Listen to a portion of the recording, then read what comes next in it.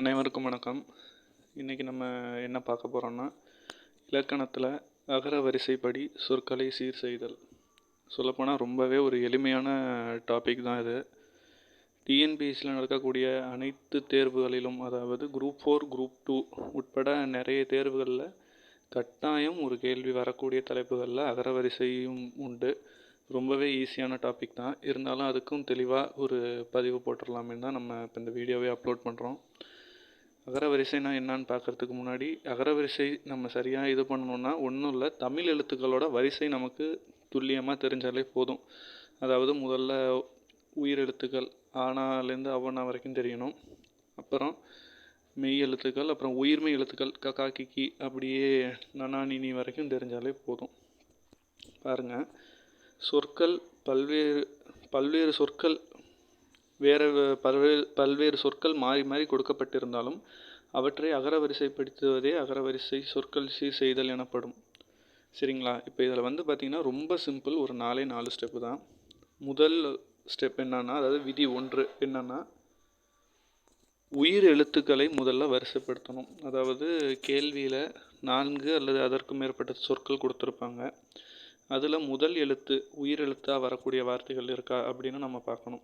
சொற்கள் இப்போ எடுத்துக்காட்ட பாருங்கள், இலை, அம்மா, ஊஞ்சல், 5ன்னு 4 கொடுத்துருக்காங்க. இதில் முதல் எழுத்து ஆனால வர்றது அம்மா, அப்போ அதுதான் முதல்ல வரும். அடுத்து ஈயண்ணா, ஈனால் இலை, அடுத்து ஊவண்ணால் ஊஞ்சல், 5. இந்த மாதிரி உயிர் எழுத்துக்களுக்கு நாம் முதல்ல முக்கியத்துவம் கொடுக்கணும்.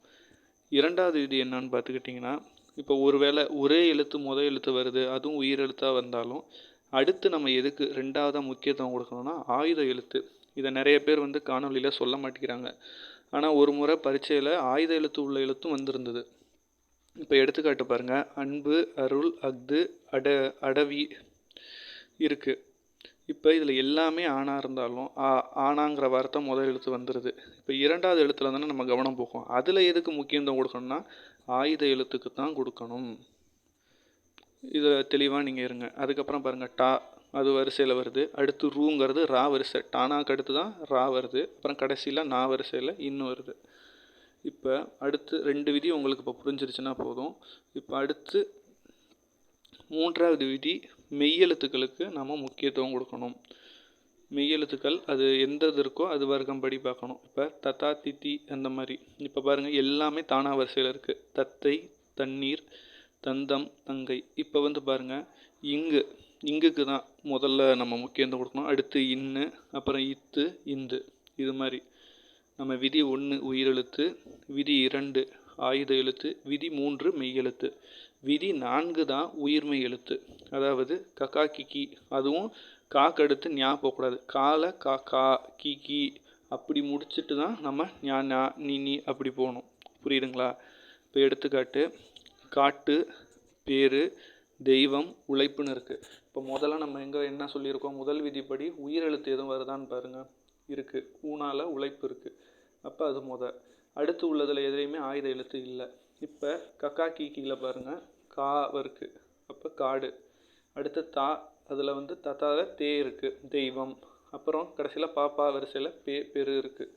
சரிங்களா? இப்படி எளிமையாக இது பண்ணலாம். ஒரு எடுத்துக்காட்டுக்கு டிஎன்பிஎஸ்சியில் கொடுத்தது இது 2013ஆம் ஆண்டு டிஎன்பிஎஸ்சியில் கேட்ட ஒரு மாதிரி கேள்வியும் கொடுத்துருக்கோம்.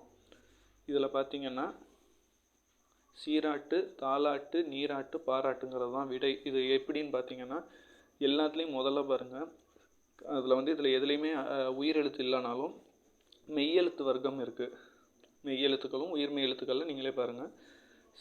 ஃபஸ்ட்டு கக்காவில் இல்லை, அடுத்து பார்த்திங்கன்னா சா, சீயில் இருக்குது, அப்புறம் தத்தா தா இருக்குது, அப்புறம் நனால நான் நீல இருக்குது, அப்புறம் பால பாராட்டு. இந்த மாதிரி ரொம்ப எளிமையாக பார்க்கலாம்.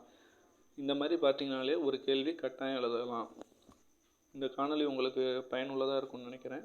நன்றி.